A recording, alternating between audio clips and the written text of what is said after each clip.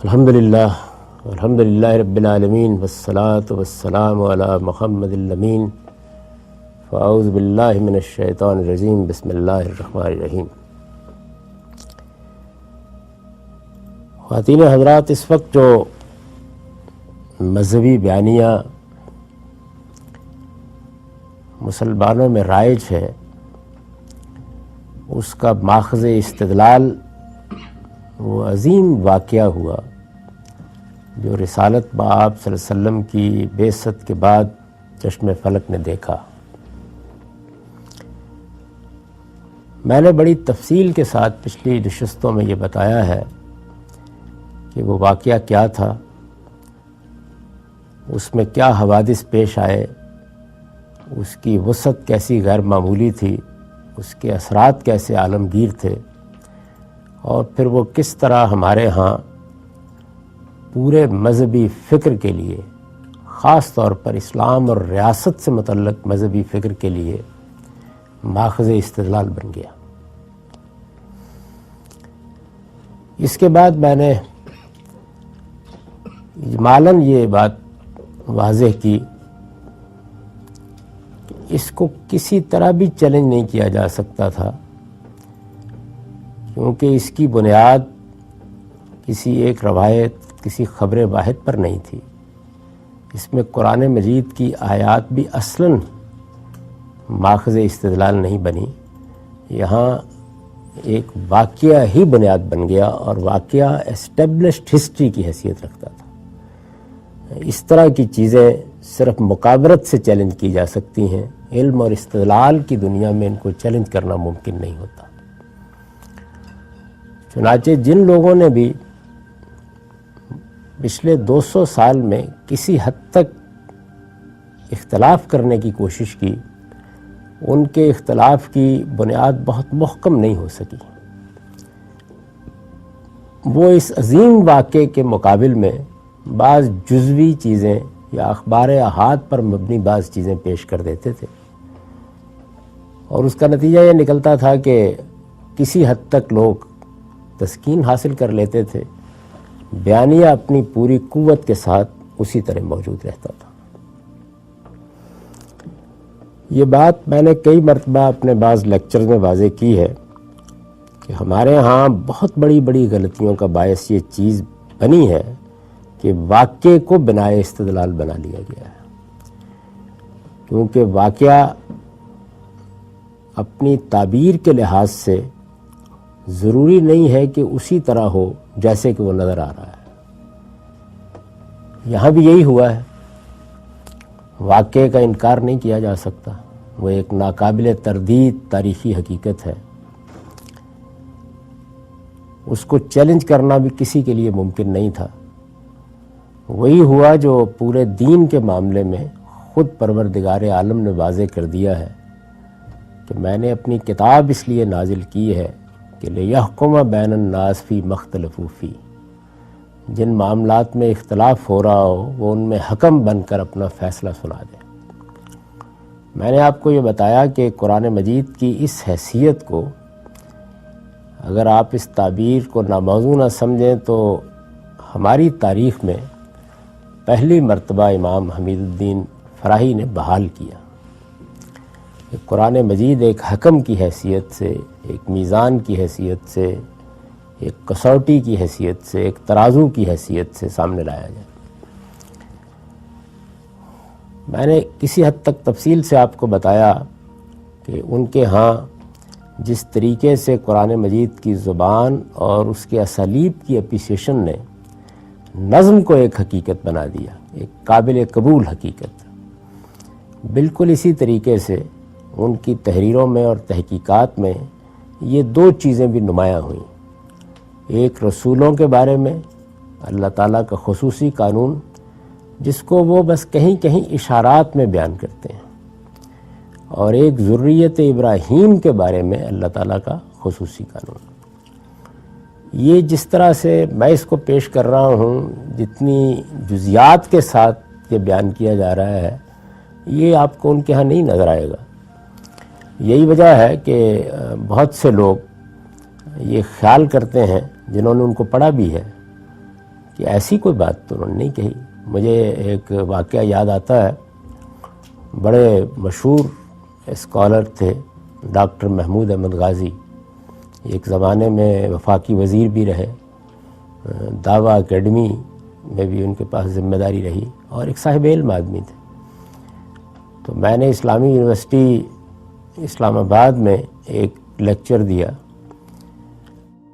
جس میں پروفیسر خورشید صاحب بھی تھے اور ڈاکٹر محمود احمد غازی بھی تھے، اور اس میں یہ بتایا کہ امام فراہی کے کاموں میں ایک بڑا کام یہ ہے کہ انہوں نے تشتت و افتراق سے قرآن مجید کو نکال کر یہ تصور پیش کیا کہ قرآن مجید ایک ہی بات کہتا ہے۔ یعنی یہ جو رویہ ہمارے ہاں بن گیا ہے کہ اس کی آیت کی یہ تعویل بھی ہو سکتی ہے، یہ تعویل بھی ہو سکتی ہے، اور اس کو فن اور علم سمجھا جاتا ہے کہ آپ کتنی زیادہ تعویلات بیان کرتے ہیں۔ تو انہوں نے کہا کہ تعویل واحد ایک ہی تعویل ہوتی ہے۔ یہ تشتت اور افتراق تو ہماری قلت تدبر یا قلت علم کی وجہ سے پیدا ہو جاتا ہے۔ ہم غلطی کر رہے ہوتے ہیں، ایسا نہیں ہے کہ قرآن مجید ایک ہی وقت میں دو متضاد یا مختلف باتیں کہہ رہا ہے۔ تو انہوں نے مجھ سے بعد میں یہ کہا کہ یہ بات میں نے پہلی بار سنی، یعنی یہ میں کسی عامی کی بات نہیں کر رہا، اور وہ بہت حسن ظن رکھتے تھے، ان کا بہت قریبی تعلق رہا مولانا امین حسن اصلاحی سے بھی، اس کے باوجود انہوں نے مجھ سے یہ بات کہی۔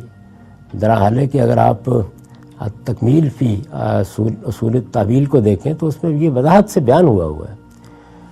تاہم امام فرائی کا جو طریقہ ہے بات کو بیان کرنے کا، وہ اطناب کا نہیں ہوتا، یعنی وہ تو کسی اسلوب کو واضح کرتے ہوئے، کسی آیت کے بارے میں گفتگو کرتے ہوئے بعض اوقات ایک جملہ لکھ جائیں گے جس پر ایک قاری توجہ بھی نہیں دے گا۔ تو اس وجہ سے میں نے آپ سے یہ عرض کیا ہے کہ اس میں کوئی شبہ ہی نہیں کہ ان دونوں قوانین کی طرف انہوں نے توجہ دلا دی ہے۔ یعنی اگر یہ کہا جائے کہ اس بریک تھرو کی پدا ان سے ہوئی ہے تو یہ بالکل ٹھیک ہے، لیکن اس کا یہ مطلب نہیں ہے کہ یہ اب جس صورت میں آپ کے سامنے ہے وہ ان کے ہاں موجود ہے۔ یعنی جس کو آپ پاسنگ ریفرنس کہتے ہیں، اس طریقے سے بعض جگہوں پر انہوں نے اس کی جانب اشارے کیے ہیں۔ ایک عام آدمی جو ان کے طریقے کو نہیں سمجھتا، یا جس نے پوری طرح تدبر کے ساتھ ان کو نہیں سمجھا یا دقت نظر کے ساتھ ان کا مطالعہ نہیں کیا، وہ اس پر متنبع بھی نہیں ہوگا۔ یہ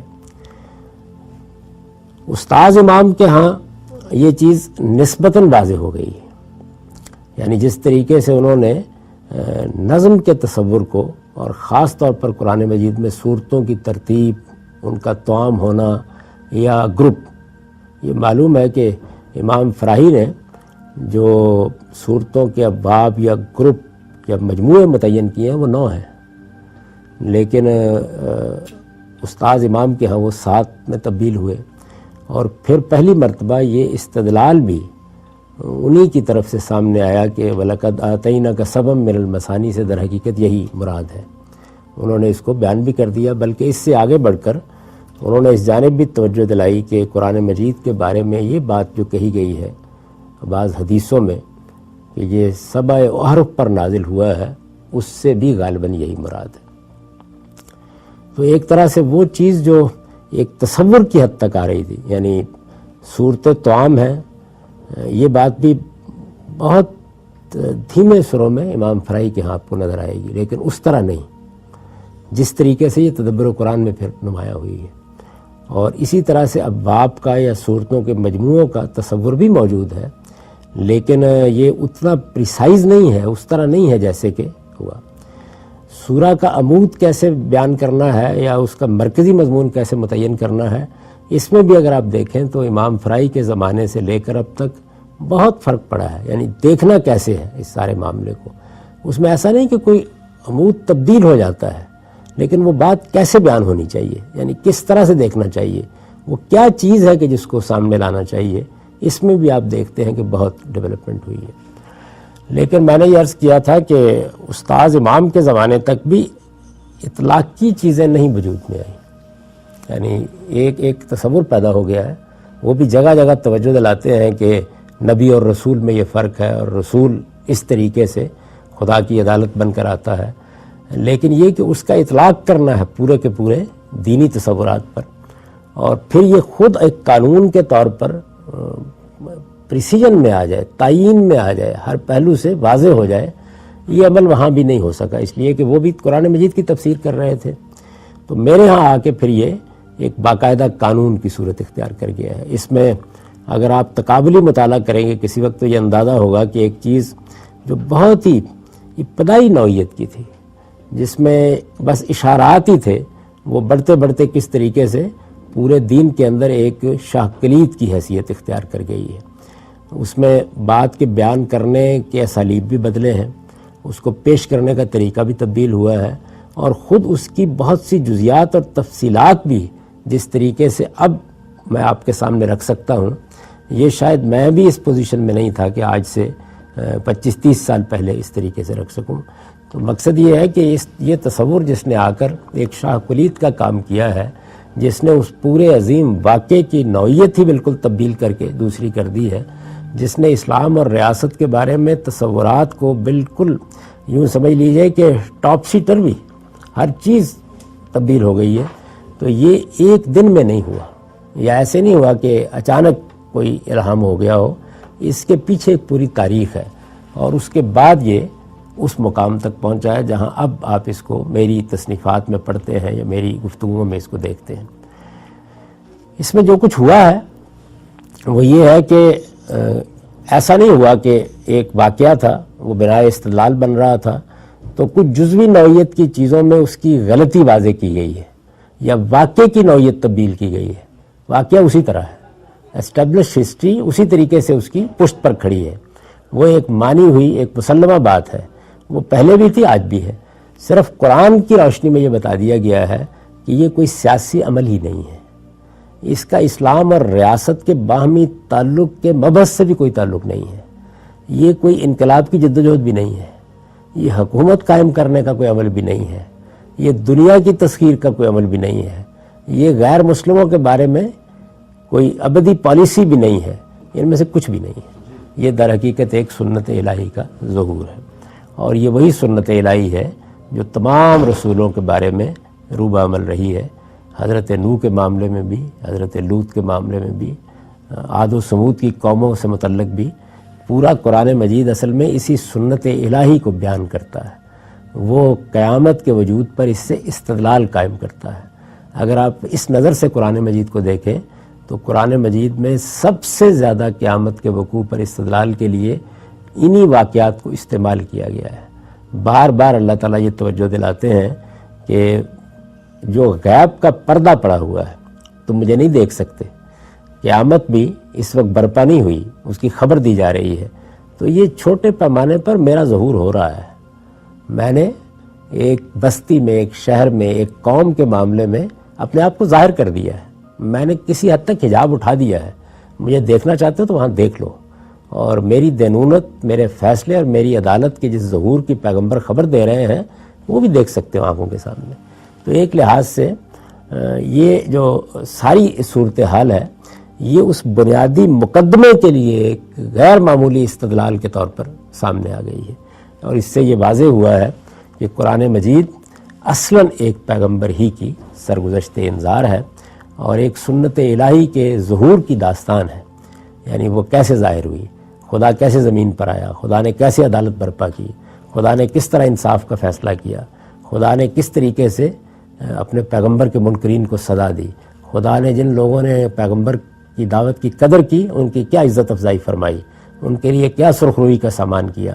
وہ ایک دینونت، ایک جزا و سزا اور ایک خدا کی عدالت کے ظہور کی حیثیت سے یہ سارا واقعہ اپنی نوعیت کے لحاظ سے تبدیل ہوگا، یعنی واقعے میں کوئی تبدیلی نہیں ہوئی، واقعہ ویسے کا ویسا ہی ہے، اس کے سارے اجزاء بھی اسی طرح موجود ہیں، لیکن اس کی نوعیت تبدیل ہو گئی۔ یعنی یہ معلوم ہوا کہ یہ جو کچھ ہوا ہے وہ نہیں ہے جس طرح کہ اس کو عام طور پر سمجھا جا رہا تھا۔ اس کے بعد میں اس پوزیشن میں تھا کہ اب میں اسلام اور ریاست سے متعلق ان تمام پہلوؤں کا جائزہ لوں جو عام طور پر اس پہلے یا رائج بیانیے کے نتیجے میں لوگ سمجھتے ہیں، سب کا جائزہ لوں۔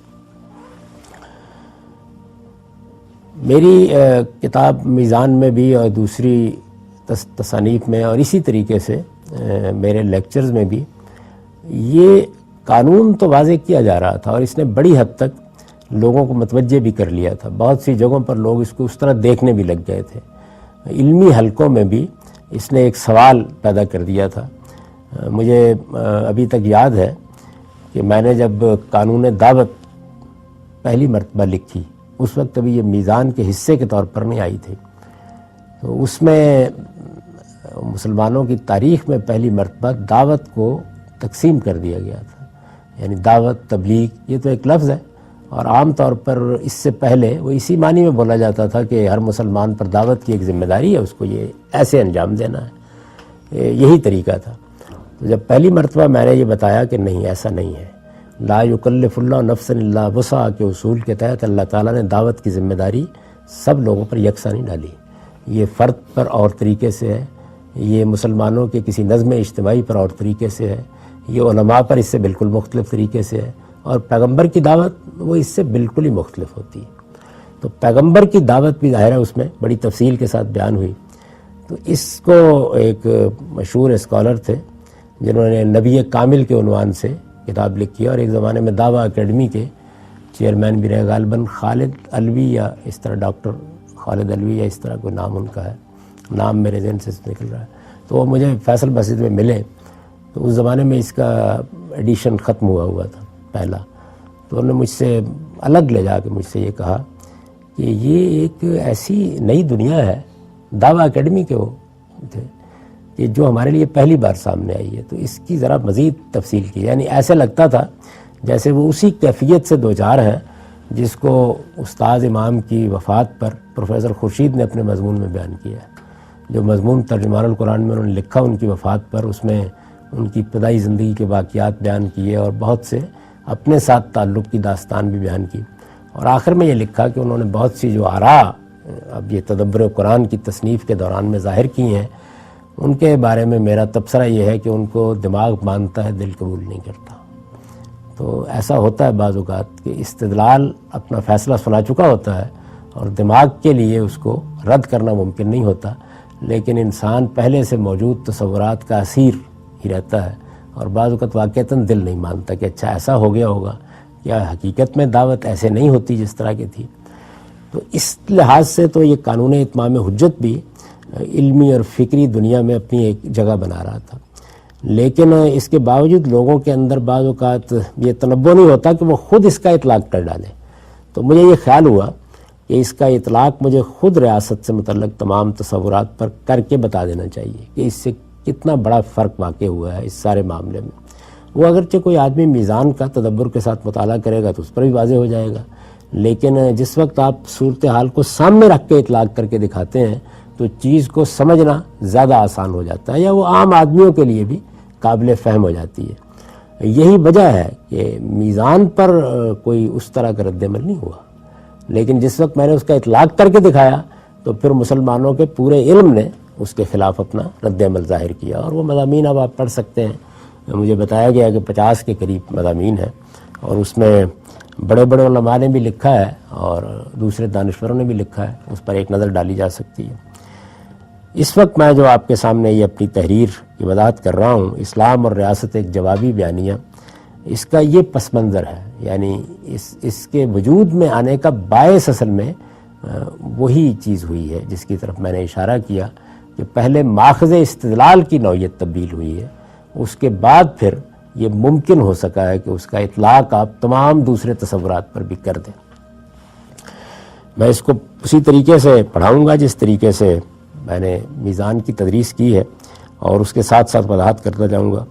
اس کی تمہید میں نے لکھا ہے کہ اس وقت جو صورتحال بعض انتہا پسند تنظیموں نے اپنے اقدامات سے اسلام اور مسلمانوں کے لیے پوری دنیا میں پیدا کرتی ہے، یہ اسی فکر کا مولود فساد ہے جو ہمارے مذہبی مدرسوں میں پڑھا اور پڑھایا جاتا ہے اور جس کی تبلیغ اسلامی تحریکیں اور مذہبی سیاسی جماعتیں شب و روز کرتی ہیں. اس کی میں تفصیل کر چکا ہوں. یعنی میں آپ کو بتا چکا ہوں کہ ہمارے مذہبی مدرسوں میں جو بیانیہ پڑھایا جاتا ہے وہ کیا ہے، اس کے بنیادی نکات بھی میں نے متعین کر کے واضح کر دیے. اور یہ عرض کر دیا تھا کہ صرف وہی نکات نہیں ہے، نکات تو اسلام اور ریاست سے متعلق اور بھی ہیں بعض، لیکن بنیادی نکات یعنی جو فرق پیدا کر رہے ہیں وہ وہی 5 نکات ہیں جن کی وضاحت اس سے پہلے ہو چکی ہے۔ اسلامی تحریکیں اور مذہبی سیاسی جماعتیں، ان کا سارا لٹریچر حقیقت میں اسی بیانیے پر مبنی ہوتا ہے، یعنی یہ ضروری نہیں ہے کہ وہ اس کو اس فقہی اسلوب میں بیان کریں۔ آپ سید قطب کی تحریریں اگر پڑھیں یا عبد القادر عودہ کی تحریریں پڑھیں یا اسی طریقے سے بعض دوسرے مفکرین کی تحریریں دیکھیں، بلکہ مولانا سید ابو اللہ صاحب مودودی کی بھی بہت سی تحریریں دیکھیں، تو آپ کو یہ اندازہ ہوگا کہ اس میں فقہی اسلوب بہت سی جگہوں پہ نہیں اختیار کیا گیا، ایک دوسرے اسلوب میں وہی بیانیہ ظاہر ہوتا ہے، وہی سوسائٹی کے لیے ایک دعوت بنتا ہے، ایک پیغام بنتا ہے۔ لیکن اس کا جو کلاسیکی فقہ کی تعبیرات کے ساتھ تعلق پیدا ہوتا ہے، میں نے توجہ دلائی تھی کہ ہمارے برادر عزیز مولانا عمار خان ناصر نے جہاد پر اپنی کتاب میں اس کی پوری داستان بیان کر دی ہے۔ یعنی انہوں نے ایک طرف یہ بتا دیا ہے کہ کلاسیکل فقہ میں یہ کن کن مراحل سے گزرا ہے، اور دوسری جانب پھر مولانا سید ابو اللہ صاحب مودودی نے اس کی پریزنٹیشن کو جو صورت دی ہے اس کا ربط بھی بڑی حد تک واضح کر دیا ہے۔ تو یہ جو میں نے لکھا ہے کہ جو ہمارے مذہبی مدرسوں میں پڑھا اور پڑھایا جاتا ہے، اور پھر جس کی تبلیغی تحریکیں اور مذہبی سیاسی جماعتیں شب و روز کرتی ہیں، تو اس میں یہ فرق ہے۔ یعنی جب وہ مدرسوں میں پڑھایا جائے گا تو وہاں پر وہ قدیم فقہ کی اصطلاحات میں پڑھایا جا رہا ہوتا ہے، وہاں وہ ایک بیانیے کے طور پر سامنے نہیں آتا، یہ ایک دعوت کے طور پر سامنے نہیں آتا، بلکہ وہاں وہ اجزاء میں سامنے آتا ہے۔ ایک جز اس باب میں سامنے آ جائے گا، ایک دوسرا جز دوسرے باب میں سامنے آ جائے گا، وہاں وہ ایک بکھری ہوئی صورت میں آپ کے سامنے متعین ہوتا ہے، کیونکہ فقہا کا طریقہ یہ نہیں ہے کہ وہ پورے دین کی کوئی تعبیر کر رہے ہوتے ہیں، وہ اصل میں دین کے احکام ہی کی شرح و وضاحت کا کام کرتے ہیں۔ لیکن جیسے ہی یہ اسلامی تحریکوں کے لٹریچر میں آتا ہے یا مذہبی سیاسی جماعتوں کے ہاں کی تعبیرات میں آتا ہے، تو پھر اس کی نوعیت تبدیل ہوتی ہے، یعنی پھر یہ اس سے اوپر اٹھتا ہے، اس کی اجزاء میں ایک خاص طرح کا ربط پیدا ہوتا ہے، پھر اس ربط کے لحاظ سے اپنا یہ ایک ہدف متعین کرتا ہے، اور پھر اس ہدف کو سامنے رکھ کر یہ اپنی دعوت دیتا ہے پوری طاقت کے ساتھ، اور یہ وہ جگہ ہے جہاں سے آ کے یہ غیر معمولی جذبہ بھی پیدا کر دیتا ہے، کیونکہ اب وہ چیز اجزاء میں نہیں رہی۔ اس سے آپ اس گتھی کو بھی سلجھا سکتے ہیں کہ ایسا کیوں ہوتا تھا کہ مذہبی مدرسوں میں اگر یہی سب کچھ پڑھایا جا رہا تھا اور یہی چیزیں بتائی جا رہی تھیں، تو پھر اسلامی تحریکوں کے ساتھ یا مذہبی سیاسی تحریکوں کے ساتھ مدارس کا ربط اس طرح کیوں نہیں نمایاں ہوا؟ اس کی وجہ یہی ہے، یعنی وہاں پر بھی ایک نوعیت کا شفٹ موجود ہے، وہ اس سے آشنا نہیں ہے کہ اس کو ایک باقاعدہ تعبیر کی صورت دے کر اس کا ایک ہدف اور نصب العین متعین کر کے اس کو دعوت بنانا ہے، وہاں وہ چیز نہیں ہے۔ تو آپ کہہ سکتے ہیں کہ وہ آتش خفتہ ہے وہاں پہ، یہاں پر وہ دعوت بنی ہے۔ اور پھر تیسرے مرحلے میں آ کر جب ہماری اسٹیبلشمنٹ نے اور عالمی سطح پر امریکہ نے یہ فیصلہ کیا کہ وہ مذہبی جذبے کو اپنے سیاسی مقاصد کے لیے استعمال کرے گا، تو پھر آپ یہ کہہ سکتے ہیں کہ آتش فشاں بن گیا۔ یعنی یہ آتش خفتہ تو تھی لیکن وہاں پر اجزاء میں بکھری پڑی تھی، جیسے آپ راکھ میں کوئلے دبا کے رکھ دیں، موجود ہے، یعنی ان میں سے ایک ایک جز کو آپ تلاش کر کے دکھا سکتے ہیں، اور میرا خیال ہے میں نے اس کی کافی پیچھے تفصیل بھی کر دی ہے، لیکن اس کو پھر ایک بیانیے کی صورت دینے کا عمل اسلامی تحریکوں نے کیا، اور اس سے آگے بڑھ کر اس کو ایک عملی آتش فشاں میں بدل دیا اس اقدام نے۔ تو اس کو میں نے تعبیر کیا ہے کہ یہ اسی فکر کا مولود فساد ہے، یعنی یہ کوئی خیال نہ کرے کہ یہ جو اس وقت فساد پیدا ہو گیا ہے، اس وقت جو کچھ ہمارے سامنے آ رہا ہے، یہ کوئی ایسی چیز ہے کہ جو کسی معاشی عمل سے پیدا ہو گئی ہے، یہ غربت سے پیدا ہو گئی ہے، یا اس کے اسباب میں فلاں اور فلاں چیزیں ہیں، یا ایک وقتی نوعیت کی چیز ہے، یا کچھ لوگوں کے دماغ میں کوئی سودا سما گیا ہے، ایسا نہیں ہے۔ اس کے پیچھے وہ فکر موجود ہے، اور وہ بڑا یعنی جس طرح کہ میں نے آپ سے عرض کیا، بڑا غیر معمولی فکر ہے، اس کی بنیادیں بڑی محکم بنیادیں ہیں، اور اس کو جس چیز سے استدلال کی بنیاد میں اٹھایا گیا وہ کوئی معمولی چیز نہیں ہے۔ میں نے دیکھا تھا کہ آپ حضرات کے لیے بھی ایک نئی دنیا پیدا ہو گئی تھی جب میں نے اس کے ماخذ استدلال کو واضح کیا ہے کہ وہ کس جگہ پر کھڑا ہے۔ اس کے مقابل میں اسلام کا صحیح فکر کیا ہے؟ یعنی اب دو ہی صورتیں ہو سکتی تھی نا، ایک صورت یہ ہو سکتی تھی کہ یہی اسلام کا صحیح فکر ہے، اب تک تو یہی صورت ہے. جب آپ مذہبی علماء سے یہ کہتے ہیں کہ وہ اس دہشت گردی کے خلاف آواز کیوں نہیں اٹھاتے, وہ ان کو روکتے کیوں نہیں, تو آپ یہ دیکھتے ہیں کہ وہ اس کے لیے آمادہ نہیں ہوتے. یعنی وہ اس کے جز پر تبصرہ کرتے ہیں, اقدام کے کسی پہلو کو غلط قرار دیتے ہیں, یا اس طرح کے شرائط و حدود کے ساتھ گفتگو کرتے ہیں کہ یہ اسرائیل میں ٹھیک ہے, یہ افغانستان میں بھی ٹھیک ہے, وہاں پر تو غیر ملکی آ گئے ہیں, پاکستان میں ٹھیک نہیں ہے, یا اور اس طرح کی چیزیں. یعنی جو اصل اس کی بنیاد ہے اس کو وہ کبھی زیر بحث نہیں لاتے, اس لیے کہ ان کے نزدیک اسلام کا صحیح فکر وہی ہے. تو اگر تو اسلام کا صحیح فکر وہی ہے جس بیانیے کی میں شرح و وضاحت کر چکا ہوں, تو پھر میرا خیال ہے کہ ایک مخلص مسلمان کی حیثیت سے میرا اور آپ کا بھی یہی فرض ہے کہ ہم کو پھر صرف وہیں کھڑے ہو کے بات کرنی چاہیے, کہیں تدبیر میں کوئی غلطی تو نہیں ہو رہی. پھر طالبان کو یا القاعدہ کے لوگوں کو مذمت کا ہدف نہیں بنایا جا سکتا, ان کے جذبے سے انکار نہیں کیا جا سکتا, ان کی صحت فکر سے بھی انکار نہیں کیا جا سکتا. صحت عمل زیر بحث آئے گی, یعنی کسی چیز کے بارے میں. اس میں بھی اگرچہ بدقسمتی یہ ہے کہ یہ جرت نہیں کی جا سکی ہمارے مذہبی حلقوں کی طرف سے کہ وہ یہ بات ایسے ہی کرتے جس طرح کہ میں کر رہا ہوں. یعنی اگر ان کا موقف یہی تھا تو وہ یہ کہتے کہ جس مذہبی فکر پر یہ کھڑے ہیں, جو اہداف یہ اپنے بیان کر رہے ہیں, جو انہوں نے اپنے لیے شریعت کے اصول متعین کیے ہیں, جو چیز ان کے لیے اس عظیم اقدام کا باعث بن رہی ہے, وہ فکری لحاظ سے بالکل ٹھیک ہے اور ہم اس کے ساتھ کھڑے ہیں, پوری طاقت کے ساتھ کھڑے ہیں. لیکن ہم یہ سمجھتے ہیں کہ انہوں نے تدبیر میں غلطی کی ہے, اور تدبیر کی یہ غلطی متعین طور پر یہ ہے, اس کے غلط ہونے کے دلائل یہ ہیں, اور یہاں ہم بھی بات کر رہے ہیں. تو یہاں پر بھی اس طرح کا کنفیوژن نہ ہوتا جو پیدا کر دیا گیا ہے. یہ بات اس طریقے سے نہیں کہی جا رہی, کہیں اصل میں یہی جا رہی ہے, لیکن اس وضوح کے ساتھ کہنے سے گریز کیا جاتا ہے. تو اگر یہ فکر صحیح ہے تو پھر میں اس جگہ ہی کھڑا ہو کر, اگر میں بھی اس کا جائزہ لے کے اسی نتیجے تک پہنچتا تو میں زیادہ سے زیادہ جو تنقید کرتا ہوں اسی جگہ کھڑے ہو کرتا. اس سے آگے پھر کوئی جواز نہیں ہے. یہ اپنی ذات میں ٹھیک ہے, اپنے مقصد میں ٹھیک ہے, اپنے نصب العین میں ٹھیک ہے, اپنے اجزاء میں ٹھیک ہے. جو بات کہی جا رہی ہے وہی ہمارا مقصود, وہی ہمارا نصب العین ہے. ہمیں بھی اسی کے لیے جینا اور مرنا ہے, اسی کو ہم بھی اپنا آدرش سمجھتے ہیں.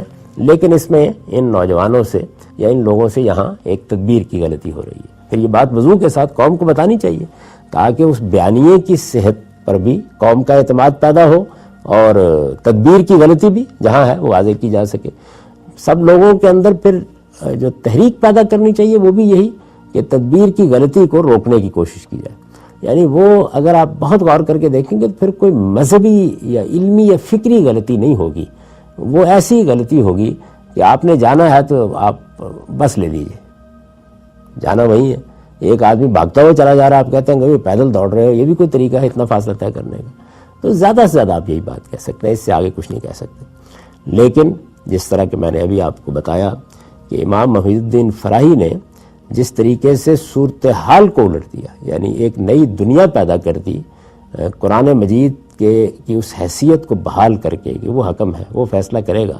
اب واقعات ماخذ استدلال نہیں بنیں گے, اخبار ماخذ استدلال نہیں بنیں گی, اخبار خود اس کی محتاج ہیں کہ ان کو اس کتاب کی روشنی میں دیکھا جائے کہ یہ کیا کہہ رہا ہے.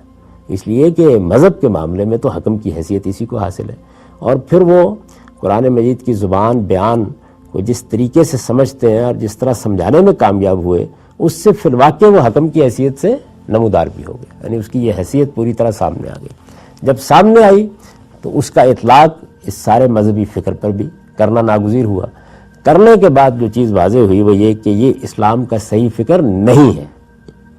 یہ نتیجہ نکلا نا, یہ اسلام کا صحیح فکر نہیں ہے. پھر اسلام کا صحیح فکر کیا ہے, تو یہ سوال میں نے اٹھایا. اس کے مقابل میں اسلام کا صحیح فکر کیا ہے, اس کو ہم نے اپنی کتاب میزان میں دلائل کے ساتھ پیش کر دیا. یعنی اصل میں تو پورا کا پورا مذہبی اس بیانیے کے مختلف اطراف کے ساتھ کھڑا ہے, لیکن چونکہ یہاں صرف اسلام اور ریاست زیر بحث ہے تو اس وجہ سے میں نے صرف حوالہ دے دیا ہے کہ اگر کوئی شخص اس کو تفصیل کے ساتھ دلائل کے ساتھ سمجھنا چاہے کہ یہ کیا تبدیلی آئی ہے, اس کے نتیجے میں موجودہ مذہبی بیانیہ کہاں کھڑا ہوا ہے اور اسلام کا صحیح فکر کس طرح سے ایک دوسری صورت اختیار کر گیا, تو اسے پھر پوری کتاب کو پڑھنا چاہیے. یہ در حقیقت ایک جوابی بیانیہ ہے. یعنی اس لحاظ سے میں نے یہ تعبیر اختیار کی تاکہ میں اپنی بات آج کی اصطلاحات میں سمجھا سکوں کہ اس لحاظ سے یہ در حقیقت ایک جوابی بیانی کاؤنٹر نیریٹو ہے. اس میں اس نیریٹو کو چیلنج کر دیا گیا ہے. اور ہم نے بارہا کہا ہے کہ مسلمانوں کے معاشرے میں مذہب کی بنیاد پر فساد پیدا کر دیا جائے تو سیکولرزم کی تبلیغ نہیں بلکہ مذہبی فکر کا ایک جوابی بیانیہ ہی صورتحال کی اصلاح کر سکتا ہے. یعنی مسلمانوں کے بارے میں اگر کوئی شخص یہ سمجھتا ہے کہ ان کو مذہب سے ہٹا کر ان کی اصلاح کی جا سکتی ہے یا مذہب کو ان کی انفرادی اور اجتماعی زندگی سے ارریلیونٹ کر کے ان کی اصلاح کی جا سکتی ہے تو وہ ہم کی جنت میں رہتا ہے. اسے کوئی امکان نہیں ہے. اصل میں ہمارے ہاں جو نئے دانشور ہیں ان کی ٹریجڈی یہ ہے کہ وہ اس سارے عمل کو مغرب میں ریفارمیشن کی تحریک کے پس منظر میں دیکھتے ہیں. یعنی ان کا خیال یہ ہے کہ جس طرح سے یورپ میں پہلے اصلاح مذہب کی تحریک اٹھی جس کا حوالہ دیا اقبال نے مسجد قرطبہ میں، دیکھ چکا المنی شورش اصلاح دی، تو ریفارمیشن کی جو تحریک اٹھی اور پھر اس کے بعد انڈسٹریل ریولوشن اور پھر رینیسانس اور احیاء علوم، یہ ہمارے ہاں بھی یہ مراحل اسی طریقے سے گزر سکتے ہیں اور ہم اسی نتیجے تک پہنچ سکتے ہیں کہ ریاست کا تعلق مذہب سے الگ کر دیں. سیکولرزم اسی چیز کا نام ہے. یہ ترکی میں کر کے دیکھ لیا گیا اور جگہوں پر بھی، مصر میں بھی ایک طویل عرصے تک کر کے دیکھ لیا گیا. یہ اس لیے بالکل ناکام ہوگا اور اس کے مقدر میں ناکامی لکھی ہے. اور میں نے یہ اپنے ملک کے جتنے بھی جدید دانشور ہیں ان کو ہمیشہ نج کی مجالس میں اس جانب توجہ دلائی ہے کہ یہ ممکن نہیں ہے. آپ اپنا انجام دیکھ لیں کیا ہوا ہے مختلف جگہوں کے اوپر، جس جگہ بھی، یہاں تک کہ خود آپ کو پھر جمہوری روایات کی بھی خلاف ورزی کرنی پڑی. مصر میں ایسے ہی ہوا ہے، ابھی آپ نے دیکھا ہے. ترکی میں تو اس کی ایک پوری تاریخ 100 سال میں لکھی گئی ہے. الجزائر میں اسی طریقے سے ہوا. تو مختلف جگہوں پر یہ ہوا. وجہ کیا اس کی؟ وجہ یہ ہے کہ مغرب میں ساری جدوجہد چرچ کے خلاف تھی. وہ جدوجہد اصلاً مذہب کے خلاف نہیں تھی. اس کو کامیابی ہونا تھا، اس لیے کہ چرچ کو جو حیثیت دے دی گئی تھی مغرب میں، اور جس طریقے سے پوپ ایک لحاظ سے ایک روحانی اور سیاسی حکومت قائم کر لیتا تھا، اس کو تو دنیا سے جانا تھا. یہ ایک بالکل انسانی فطرت کی بغاوت تھی. یعنی میں اس کو یوں تعبیر کرتا ہوں کہ چرچ کے خلاف بغاوت انسانی فطرت کی بغاوت ہے. یہ بات کہ کچھ انسان خدا کی طرف سے اس طرح معمور ہو جاتے ہیں اور پھر وہ لوگوں کی تقدیر کا فیصلہ کرتے ہیں، یہ انبیاء علیہم السلام کے سوا کسی کے بارے میں نہیں مانی جا سکتی. اور انبیاء علیہم السلام کے لیے بھی خدا منوانے کے لیے جو طریقے اختیار کرتا ہے وہ اپنی جگہ ایک پوری داستان ہے. یہ ایسے نہیں ہوتا. تو اس وجہ سے چرچ کے خلاف مغرب کی بغاوت فطرت کی بغاوت ہے. اور میں نے کسی اپنے تحریر میں غالباً بہت پہلے، آج سے 30 سال پہلے، یہ لکھا بھی تھا کہ اس بغاوت میں تو ہمیں بھی اپنا خون دینا پڑتا تو ہم اس کے لیے حاضر تھے، اس لیے کہ اس کو ختم ہونا ہی تھا. لیکن مذہب تو انسانی فطرت ہے.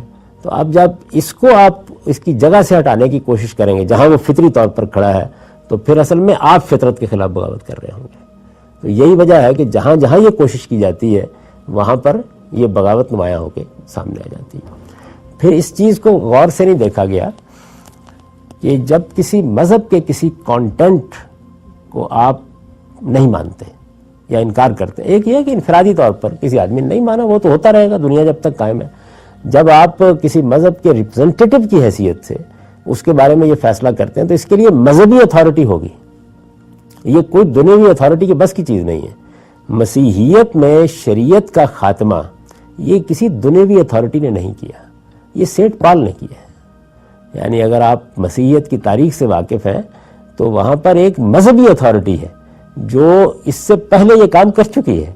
یعنی انہوں نے تورات کی شریعت کو الگ کر دیا، حالانکہ انجیل جگہ جگہ یہ کہہ رہی ہے کہ حضرت مسیح اسی شریعت کے پیرو ہیں. وہ کہتے ہیں پہاڑی کا آواز تو شروع یہیں سے ہوتا ہے کہ میں تورات کو مکمل کرنے کے لیے آیا ہوں، میں اس کو منسوخ کرنے کے لیے نہیں آیا. تو یہ جو مسیحیت کا معاملہ ہے وہاں ایک مذہبی اتھارٹی پہلے سے شریعت کو الگ کر چکی ہے. یہ معاملہ اسلام میں تو نہیں ہوا. جب لوگ قرآن پڑھیں گے، جب لوگ اپنے مذہب کا مطالعہ کریں گے، یعنی آپ پابندی لگا دیں گے اس پر. کمال اتاترک بھی زیادہ سے زیادہ یہ کیا کر سکے؟ میرا خیال یہ ہے کہ فائدہ مند کام کر دیا انہوں نے. اگر نتیجے کے لحاظ سے دیکھیں، انہوں نے کہا کہ ترکی میں قرآن پڑھو. پڑھا گیا نا پھر، یعنی پہلے پڑھا ہی نہیں جا رہا تھا، اس کے نتیجے میں اور پڑھا گیا. تو جب وہ پڑھا جائے گا تو اس میں کس جگہ سے آپ یہ کہیں گے کہ جو جہاں وہ احکام دے رہا ہے، جس طریقے سے وہ مسلمانوں کو ان کے نظم اجتماعی سے متعلق ہدایات دے رہا ہے، اس کے بارے میں کیا کہیں گے؟ یہی وجہ ہے کہ جس جگہ پر بھی سیکولر ذہن کے لوگ گفتگو کرتے ہیں تو آپ دیکھ سکتے ہیں کہ ان کے پاس کوئی استدلال نہیں ہوتا. یعنی وہ جس جگہ سے بات کر رہے ہوتے ہیں وہ زیادہ سے زیادہ جگہ ہوتی ہے کہ دیکھیے اس کے نقصانات یہ ہیں، مغرب نے یہ فائدہ حاصل کر لیا ہے، اس سے ترقی کا دروازہ کھل گیا ہے، یہ باتیں کرتے ہیں. لیکن جس وقت ایک آدمی جا کے اپنے مذہب کو دیکھے گا، جب ایک مسیحی نے یہ بات سنی اور اپنے مذہب کو جا کر دیکھا تو وہ تھا ہی چند اخلاقی تعلیمات اور اس کا مجموعہ. یعنی مذہب کو تو وہیں سے دیکھے گا نا، ان کے ہاں مذہب کو دیکھا ہی پاپائیت کے ادارے میں جا رہا تھا، تو وہیں سے جا کے ان کو معلوم ہو گیا. ہمارے ہاں کا جب کوئی آدمی یا جب مسلمان دیکھے گا تو ہو سکتا ہے کہ کچھ چند لوگ آپ کی بات مان لیں، لیکن مسلمانوں کا اجتماعی ضمیر اس کو پوری طاقت سے رد کر دے گا، کوئی امکان نہیں. تو میں نے ان لوگوں کو یہ بتانے کی کوشش کی کہ اس کو تھوڑی دیر کے لیے چھوڑ دیجئے کہ آپ اس کو مانتے ہیں یا نہیں مانتے، اس کو بھی الگ کر دیں. لیکن میں آپ کو یہ بتا دیتا ہوں کہ تدبیر کے لحاظ سے بھی اگر آپ اپنی تدبیر سے بھی مخلص ہیں تو یہ غلط طریقہ ہے جو آپ اختیار کر رہے ہیں. اس کا نتیجہ کبھی بھی آپ کے حق میں نہیں نکلے گا، کبھی بھی نہیں نکلے گا. تو اس وجہ سے کوئی چارہ اس کے سوا نہیں کہ یا تو جو بیانیہ اس وقت رائج ہے، دیانتدار انسان کی حیثیت سے آپ یہ کہیں کہ مذہب کا بیانیہ یہی ہے اور یہ ہمیں قبول نہیں ہے، یہ دیانتداری ہوگی، ہمیں قبول نہیں ہے. تو پھر مسلمان آپ کے بارے میں فیصلہ کر لیں گے جو انہوں نے کرنا ہے. اور اگر آپ یہ سمجھتے ہیں کہ یہ بیانیہ غلط ہے تو پھر ادھر ادھر کی باتوں سے اصل میں یہ بیانیہ رد نہیں ہونا. اس کے اندر بڑی طاقت ہے، اس کے پیچھے پوری تاریخ کھڑی ہے، اس کے پیچھے مسلمانوں کا 12 صدیوں کا علم کھڑا ہے، یہ رد نہیں ہونا. پھر آپ کو اسی سطح کے اوپر بتانا پڑے گا کہ اسلام کا صحیح بیانیہ یا صحیح فکر کیا ہے، یہ بتانا پڑے گا. تو میں نے یہی چیز ہے جس کو واضح کرنے کی کوشش کی ہے. یہ در حقیقت ایک جوابی بیانیہ، کاؤنٹر نیریٹو ہے، اور ہم نے بارہا کہا ہے کہ مسلمانوں کے معاشرے میں مذہب کی بنیاد پر فساد پیدا کر دیا جائے تو سیکولرزم کی تبلیغ نہیں بلکہ مذہبی فکر کا ایک جوابی بیانیہ ہی صورتحال کی اصلاح کر سکتا ہے. یعنی یا آپ کو جو موجودہ بیانیہ ہے اس کو ماننا پڑے گا، اور یا اس کے جواب میں مذہبی فکر کا کوئی بیانیہ پیش کرنا پڑے گا. اس کے اندر اگر طاقت ہوگی، استدلال ہوگا، تو پھر وہ ایک جوابی تحریک کی بنیاد بنے گا اگر ہوگی. لیکن اگر آپ مجرد یہ بات کہیں کہ سیکولرزم بڑا کامیاب تجربہ رہا ہے، اس کو اختیار کر لیا جائے، تو اس کے مقدر میں ناکامی لکھی، ہر جگہ ناکامی ہوگی، کوئی سوال اس کا نہیں. میں آپ سے عرض کرتا ہوں جن جگہوں پر بہت سٹیبلٹی آ گئی تھی سیاسی لحاظ سے، وہاں پر بھی پوری طاقت کے ساتھ یہ چیز نمودار ہوئی ہے. اس کی مثال ملیشیا. یعنی اس وقت جب کہ میں وہاں سے آ رہا تھا تو وہاں کے پورے میڈیا میں، وہاں کے علمی حلقوں میں، وہاں کی پارلیمنٹ میں یہی بحث جاری تھی. اور اس بحث میں ایک طرف قدیم علماء ہیں، ان کو وہاں بڑی سیاسی طاقت حاصل ہے. آپ کے علم میں ہے کہ ملیشیا کی 13 ریاستیں ہیں، جن میں سے 4 ریاستوں میں اپوزیشن کی حکومت ہے، اور وہ 4 ریاستیں ریچسٹ اسٹیٹس ہیں. وہی اصل ملیشیا ہے.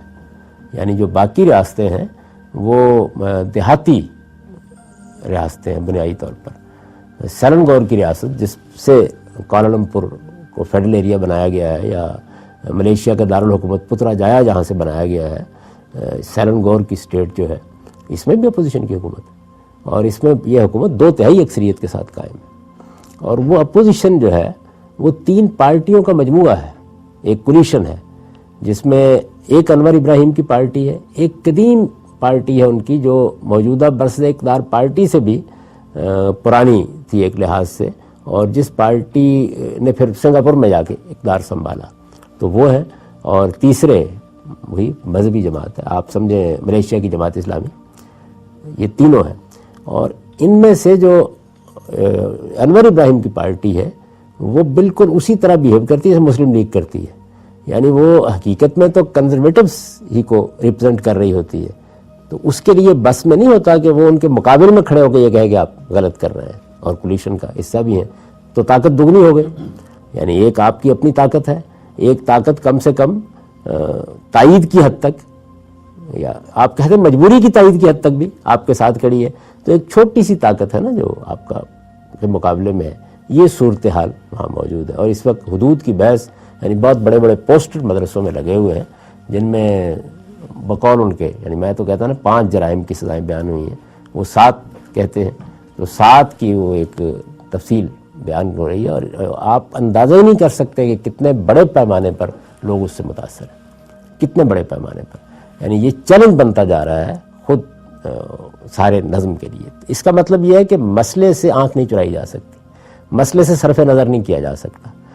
ملیشیا کا معاملہ یہ نہیں ہے کہ جو آپ اپنے ملک میں محسوس کرتے ہیں، یعنی ایک قوم ایک ڈیولپڈ نیشن کی حیثیت اختیار کر گئی، اس میں انفراسٹرکچر ورلڈ کلاس انفراسٹرکچر وجود میں آ گیا، لوگوں کے یہاں کو اس طرح کی غربت بھی نہیں ہے، آبادی کا بھی وہ سیلاب نہیں ہے، 2.5-3 کروڑ کی کل آبادی ہے، ایک اچھا بڑا ملک ہے، یعنی وہ سب چیزیں میسر ہیں۔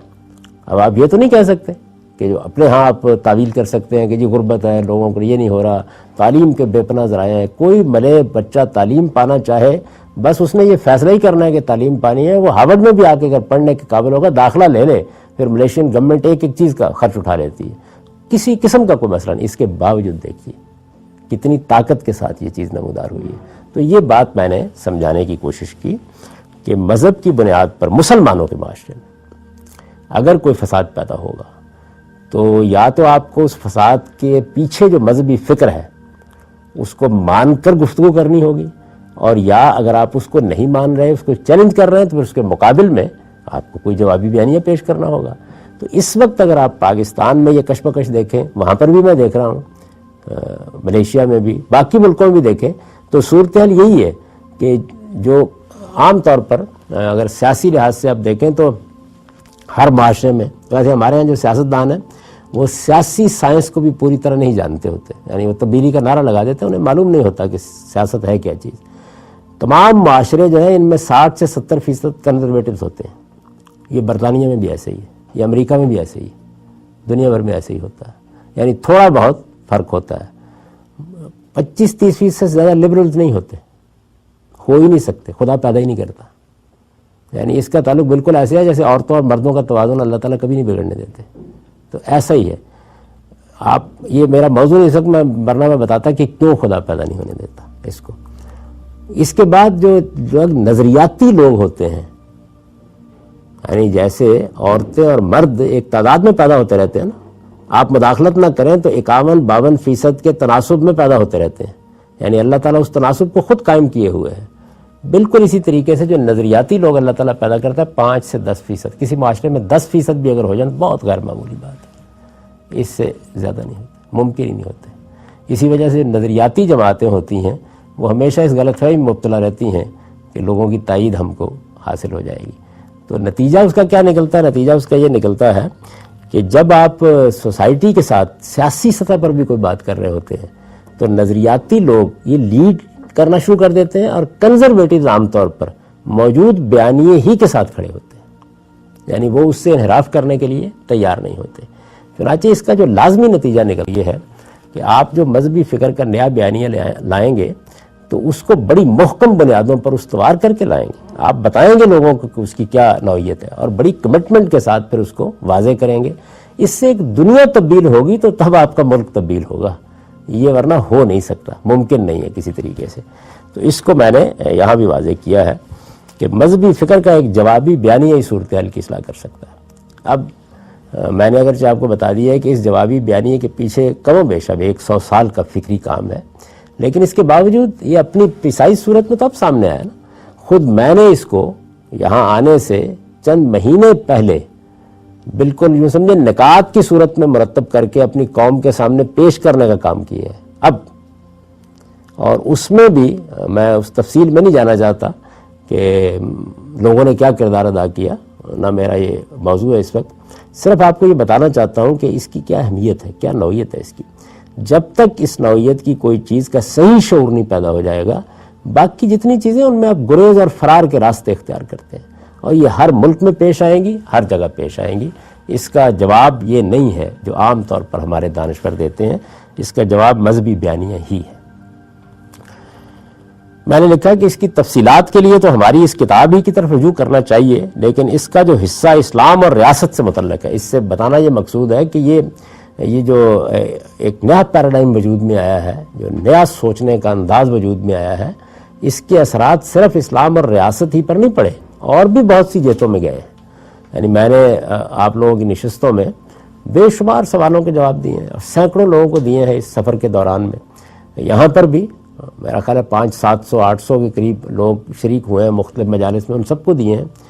تو آپ نے دیکھا ہوگا کہ میرا اپروچ بالکل ایک دوسری جگہ سے ہوتا ہے ہر معاملے میں, تو اس کا اثر ہر چیز پر پڑا ہے. لیکن اس وقت جو چیز زیر بحث ہے وہ صرف اسلام اور ریاست کے مباحث ہے. لیکن اس کا جو حصہ اور اسلام اور ریاست سے متعلق ہے اس کا ایک خلاصہ ہم یہاں پیش کر رہے ہیں. یعنی اگر آپ نے اس کو اس کے پورے مال ہے کے ساتھ سمجھنا ہے تو پھر تو ایک دوسری دنیا میں ہی جانا پڑے گا, اور میں اس کی تفصیلات میزان میں کر چکا ہوں. لیکن جو ریاست اور اسلام سے متعلق ہے وہ بس خلاصے کی حد تک یہاں چند نکات میں زیر بحث ہے. یہ پس منظر میں نے آپ کو اس کا بتا دیا ہے. اس کے بعد اب آگے ان نکات پر گفتگو ہوگی, وہ ہم اگلی نشست میں کریں گے. اقول قولی ھذا واستغفر اللہ لی ولکم ولسائر.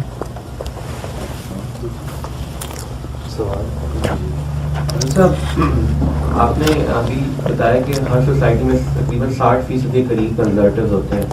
تو اگر ہم جوابی بیانیہ یا کاؤنٹر نیریٹو لے کے بھی آتے ہیں اور اگر اس معاشرے کے انٹلیکچوئلز جو 5% ہوتے ہیں اس کو اپناتے ہیں, تو مطلب تھوڑی اور روشنی ڈالیں اس بات پہ کہ کس طرح پہ کاؤنٹر نیریٹو اپنی فائنل منزل پہ کیسے پہنچے گا. اس کے دو طریقے ہوتے ہیں. ایک طریقہ تو یہ ہے کہ جو موجود بیانیہ ہے وہ جس طرح کہ میں نے آپ سے عرض کیا کہ ایک آتش خفتہ کی طرح موجود ہے, اور اس میں آپ نے اس کی ابتدا کر دی, تو پھر تو یہ برسوں بلکہ بعض اوقات صدی 2 صدی بھی لگ سکتی ہے کہ یہ خالص علم کی سطح پر رہ کے ٹریول کر رہا ہو, آہستہ آہستہ تبدیلی آنی شروع ہو جائے. لیکن اگر کسی بیانیے کے کوئی نتائج نکل آئے جیسے کہ اس وقت نکل آئے, یعنی اس وقت کنزرویٹو ہو یا لبرل سب کو مصیبت پڑی ہوئی, اس پہ یہ عمل بہت تیز ہو جاتا ہے. اس میں صرف جدوجہد کی ضرورت ہوتی ہے. میں نے اس وقت جو اشارہ کیا بتایا ہے کہ یہ خیال نہ کریں کہ یہ جو بیانیہ ہے یہ تو اب بس دنیا کا بیانیہ بن گیا. اس کا تو ابھی اظہار میں نے 2 مہینے پہلے کیا ہے قومی سطح کے اوپر. اس سے پہلے یہ خالص علم کی دنیا میں رہی ہے جو کچھ بھی.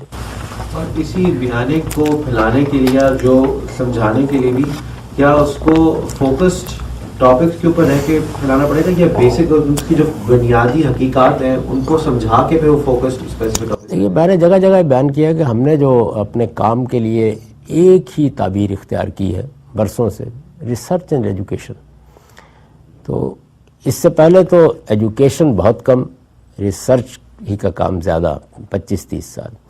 اب ایجوکیشن کو ہم زیادہ اہمیت ہے. یہ آج سے کوئی میرا خیال ہے 6-7 سال پہلے کی بات ہے جب ابھی ڈاکٹر محمد فاروق خان صاحب باقاعدہ حیات تھے, اور یہ معلوم ہے کہ وہ ہمارے المورد, جس کو اب المورد گلوبل اب کہتے ہیں, اس وقت صرف المورد ہی کہلاتا تھا, تو اس کے بورڈ آف گورنرز کے ممبر بھی تھے بلکہ وائس پریزیڈنٹ بھی تھے.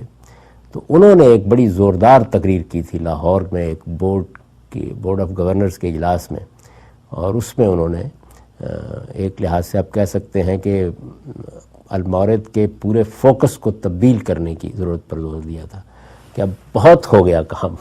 یعنی یہاں سے انہوں نے بات شروع کی تھی, اب ہمیں سارا رخ بدلنا چاہیے سوسائٹی تک اس کو پہنچانے کے لیے. اس وقت ظاہر ہے وہ کروڈ فارم میں تھا, تو میں اس کو اپنے اس میں یوں بیان کرتا ہوں کہ اب ہمارا زیادہ فوکس جو ہے, میں ادارے کی بات کر رہا ہوں اپنی نہیں کر رہا, وہ غلط فہمی میں مبتلا نہ ہو, تو اب اس کا زیادہ فوکس جو ہے وہ ایجوکیشن پہ ہونا چاہیے. اس کے لیے جو میتھڈالوجی ہے, منہاج ہے, وہ ہے ہی ایجوکیشن کا. اب ایجوکیشن جو ہے یہ ایک لفظ ہے, اس کے طریقے ہزاروں ہوں گے. کسی جگہ پر آپ لوگوں کو بنیاد سے ایجوکیٹ کریں گے, بعض لوگ بنیاد ہی سے ایجوکیٹ ہوتے ہیں. کسی جگہ آپ ایشوز پہ ایجوکیٹ کریں گے, بعض لوگ ہوتے ہی یہاں سے متوجہ ہیں. کسی جگہ پر آپ اس کے وہ طریقے اختیار کریں گے کہ جس کے نتیجے میں وہ ان کی اپنی لائف سے ریلیٹ ہو جائے. تو یہ طریقے ہیں, اور میرا خیال ہے کہ اس دن جو ہمارے یہاں کے لوگوں کی میٹنگ تھی, ذمہ دار لوگوں کی, اس میں میں نے یہی کہا تھا کہ طریقے اور تدابیر جو ہے یہ آپ کو ہم سے نہیں سیکھنے. ہم نے تو بنیادی چیز کر کے اس کا ایک نصب العین اور ہدف واضح کر دیا ہے. طریقے ہو سکتا ہے امریکہ میں آپ بہت مؤثر اختیار کر لیں, یہ آپ کو دیکھنا ہے کون سے طریقے ہیں.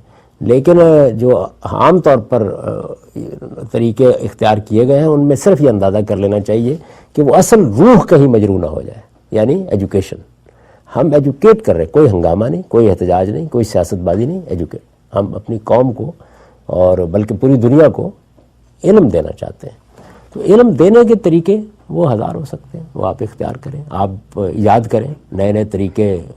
آپ کو بھی پورا حق ہے اس میں کنٹریبیوٹ کریں. آخر یہاں کا یو ایس کا چیپٹر وجود میں آ گیا ہے نا، تو اس کو جو کام دیا گیا، بلکہ ہر چیپٹر کو، آسٹریلیا میں میں نے یہی سب لوگوں کو کہا ہے، کینیڈا میں بھی یہی کہا ہے، انگلستان میں بھی یہی کہوں گا، جاؤں گا انشاءاللہ العزیز، کہ جہاں جہاں پہ بھی المورد کے، ہندوستان میں تو ویزا نہیں ملا ہم کو، ورنہ وہاں پہ حلقہ میرا اپنا اندازہ یہ ہے کہ بہت وسیع ہے اور بہت اچھا حلقہ ہے. لیکن سب کو پیغام یہی ہے کہ اپنے آپ کو ایجوکیٹ کرنے کی اس مہم میں ڈال دیجئے پوری قوت کے ساتھ. اس کے طریقے اپنے ملک، اپنے حالات کے لحاظ سے آپ نے اختیار کرنا. سر اس میں اسی کی لحاظ سے تھوڑا سا آگے سوال ہے کہ جو آپ نے پولیٹیکل سائنس کے بارے میں روشنی ڈالی تھی، کہ وہ پروسیس سمجھنا بھی بڑا امپورٹنٹ ہوگا اسی وجہ سے، کیونکہ وہ جو ہمیں ڈائنامکس پتہ ہے کہ 60% 10% جاتی لوگ، اس نیریٹو کو پھیلانے کے لیے پولیٹیکل سائنس سے سمجھنا بھی بہت ضروری ہوگا. دیکھیے بات یہ ہے کہ نیریٹو کو پھیلانے کے لیے تو طریقہ وہی ہوگا جو دنیا میں کسی بھی نیریٹو کے لیے اختیار کیا گیا. وہ ہمیشہ پہلے بہت اعلیٰ علمی سطح پر ہوتا ہے. اس کے بعد ایک دوسری چیز درکار ہوتی ہے، وہ یہ ہے کہ جن جن جگہوں پر وہ اثر انداز ہوا ہے ان کو خالص علمی کی سطح پر، یعنی یونیورسٹی ریسرچ کی سطح پر موضوع بنا کے اس کو متعین کر دیا جائے. جیسے میں ہمیشہ کہتا ہوں کہ اس وقت کوئی 50 کے قریب یا اس سے بھی زیادہ موضوعات ہیں جن کے اوپر ڈاکٹریٹ کی سطح کا کام کرنا چاہیے لوگوں کو یونیورسٹیوں میں. ڈاکٹریٹ کی سطح کے کام کا مطلب یہ ہوتا ہے کہ وہاں پر یہ دیکھیے جو کام میرا ہے یا مجھ سے پہلے استاذ امام کا ہے یا اس سے پہلے امام فرائی کا ہے، ہم لوگ کے ہاں ایک تخلیقی عمل ہوتا ہے بنیادی طور پر. یعنی حقائق کو دریافت کر کے آپ بیان کر دیتے ہیں، اور ان حقائق کو دریافت کر کے آپ اپنے استدلال کو صرف واضح کرتے ہیں. جو ریسرچ کا کام ایکڈیمک اصطلاح میں ہے وہ اس سے مختلف طریقے سے ہوتا ہے. تو وہ کام ان 50-60 موضوعات پر بہت جگہوں پہ ہونے لگ گیا ہے، بہت سی جگہوں پر لوگوں نے کر بھی ڈالا. ہمارے ہاں اس وقت المورد میں ایک بڑی تعداد پی ایچ ڈیز کی ہے، بلکہ شاید کسی مذہبی ادارے میں اتنے بڑی تعداد میں نہ ہو، تو وہ لوگوں نے زیادہ تر یہ کیا ہے. اور ابھی جو لوگ جن کے اس وقت چل رہا ہے معاملہ، وہ بھی عام طور پر یہی کر رہے ہیں. جیسے عامر غزنر صاحب کو بھی ابھی میں جب آ رہا تھا تو اس وقت ان کو اپنی پی ایچ ڈی کے لیے کسی حد تک وہ کامیاب ہو گئے تھے کہ وہ حجاب کو اسی طرح کا موضوع بنا لیں. تو کوئی 50 کے قریب 70 کے قریب یہ موضوعات ہیں، ان کے اوپر اس سطح کا کام، یہ دوسرا کام ہے. یہ ابھی نہیں ہوا، ابھی یہ بھی نہیں ہوا. پھر تیسرے درجے میں جا کے یہ چیز آتی ہے کہ آپ ایجوکیشن کے طریقے کے اوپر جو نظریاتی لحاظ سے ذرا حساس سمجھنے والا طبقہ ہوتا ہے اس کو، اور اس وقت وہ عملاً پھیل گیا ہے، ہوتا اتنا ہی ہے، اس لیے کہ خود کنزرویٹو کو لبرل کو بھی ضرورت پڑ گئی ہے، تو اس کے اندر سے مزید نکلے گا، تو اس کو آپ ایجوکیٹ کرتے ہیں. یہ ایجوکیشن جو ہے پھر یہ میسز میں پھیلتی ہے، اور پھر اللہ تعالیٰ کسی سیاستدان کو بھی توفیق دے تو وہ اس کی لے کو بہت تیز کر لیتا ہے. اس وقت تک تو یہ توفیق کسی کو ارزانی ہوئی نہیں پورے عالم اسلام میں، لیکن یہ ہو سکتا ہے کہ کسی مرحلے کے اوپر جا کر ہو. تو ایسے ہی ہوتا ہے ہمیشہ. ویسے میں اس میں دیکھ رہا، اگر جو پہلی دفعہ جب ہم غور کرتے ہیں تو میرا خیال ہے لوگوں کو جو سمجھانے میں پہلے تو یہ مسئلہ پیش آتا ہے کہ کوئی نیریٹو ہے جس کے اوپر پوری قوم کھڑی ہوئی ہے، اور اس کے پیچھے وہ تو پہلے تو یہی بات نہیں سمجھتے، اسی کو بھی نہیں جانتے، اس کو بھی نہیں جانتے. دوسری بات ان کو یہ سمجھانا مشکل ہو جاتا ہے کہ اس نیریٹو کا متبادل سیکولرزم یا لبرلزم نہیں ہے، کیونکہ پاکستان اور جیسے ہم اسلامی ملکوں میں یہ نہیں چلے گا. تو ایک وہ بہت لمبا بڑا مرحلہ ہوتا ہے کہ ان کو اس بات پہ قائل کرنا کہ اس کا متبادل دین سے ہی نکلنا چاہیے، کیونکہ دین سے تو مایوس ہو جاتی ہے اور ان میں کوئی انٹرسٹ ہی نہیں ہوتا دین میں، تو ان کو وہ سمجھانے میں کافی دیر لگ جاتی ہے. اس کے بعد پھر یہ سمجھانا کہ یہ جوابی بیانیاں ہیں. تو مطلب یہ اس کے لیے کوئی آپ کے دماغ میں خاکہ ہے کہ ایجوکیشن جو ہے اس کے لیے ہمارا لائن آف ایکشن یا کورس کا کوئی مٹیریل یا کوئی ایسا ہماری مدد ہو سکتی ہے کہ ہم اس کے تھرو جب اپنے حلقے میں ڈیلس میں یا کہیں اور بات کریں تو ایک تدریجی طریقے سے ذہن تیار کریں، بجائے اس کے کہ ہم اپنے لحاظ سے سیدھا جوابی بیانیاں ان کو پڑھانا شروع کریں. ہاں نہیں، وہ تو یہ کہ اس طرح تو نہیں ہوگا. اس کے لیے باقاعدہ آپ کو ایسا ہی کرنا پڑے گا کہ چھوٹے چھوٹے کورسز بنانے پڑیں گے، نصابات بنانے پڑیں گے، ایجوکیشن کے ایک پورے نظام کو وجود میں لانا پڑے گا. یہ بڑے صبر کے ساتھ کرنے کا کام ہے، ایسے اچانک نہیں ہو جائے گا، آپ لوگوں پہ نہیں ہوا. لیکن میرے سامنے اصل میں ایک کراس روڈ تھا آج سے کوئی 10 سال 12 سال پہلے. وہ یہ تھا کہ کیا میں اس ترتیب ہی کو اپنی زندگی میں آمادہ نہیں تھا کہ اس ترتیب کو توڑ دیا جائے. میرا خیال یہ تھا کہ پہلا کام بڑی حد تک وہ بھی ابھی پورا نہیں ہوا کیونکہ حدیث کا ایک بڑا کام باقی ہے. تو میں تو خاموشی سے اسی کو کروں اور اس کے ساتھ باقی لوگوں کو آمادہ کیا جائے کہ وہ دوسرا حصہ مکمل کریں. اس میں جو رکاوٹ پیش آئی عملی طور پر، یعنی ہوتا نا کہ آپ ایک ترتیب مقرر کر دیں گے ایسے چلنا ہے، اس میں جو بڑی ایک رکاوٹ پیش آ رہی تھی وہ رکاوٹ یہ پیش آ رہی تھی کہ خود اس پورے سٹرکچر کے لیے کہ جس میں لوگ ہوں وہ ان کو اس طرف آمادہ کیا جائے، خاص طور پر اگر وہ علمی مزاج رکھنے والے ہیں تو ان کے لیے اسباب سہولتیں فراہم کی جائیں، اس کے لیے وہ سٹرکچر طاقت نہیں رکھتا تھا. تو میں نے پھر یہ فیصلہ کیا اس موقع کے اوپر، جس کے اوپر کافی تنقید ہوئی ہمارے اندر اور عام طور پر لوگ اس پر راضی نہیں تھے. وہ یہ تھا کہ نہیں، اس کو ایک مرتبہ میں اپنی شخصیت کی طاقت کے اوپر پبلک میں پھینک دیتا ہوں، میں نے صحیح لفظ استعمال کیا. تو میں نے ایک لحاظ سے یوں سمجھ لیجیے کہ بغاوت کر کے اس کو پھینک دیا اس میں. وہ اس کے اثرات اب آپ دیکھتے ہیں، ورنہ تو لاہور کے 10 یا 20 لوگ ہی تھے جو اس سے واقف تھے. اس سے جو فائدہ ہوا ہے وہ صرف یہ ہوا ہے کہ اس کے طرف ایک تو لوگوں کی توجہ ہونی شروع ہو گئی، یعنی انہیں یہ محسوس ہوا کہ کسی جگہ سے کوئی چیز مل سکتی ہے. یعنی جب آپ کہتے ہیں کہ کاؤنٹر نیریٹو ہونا چاہیے تو لوگوں کے پاس ہے کہاں، ایسا تو نہیں کہ پڑا ہوا ہے.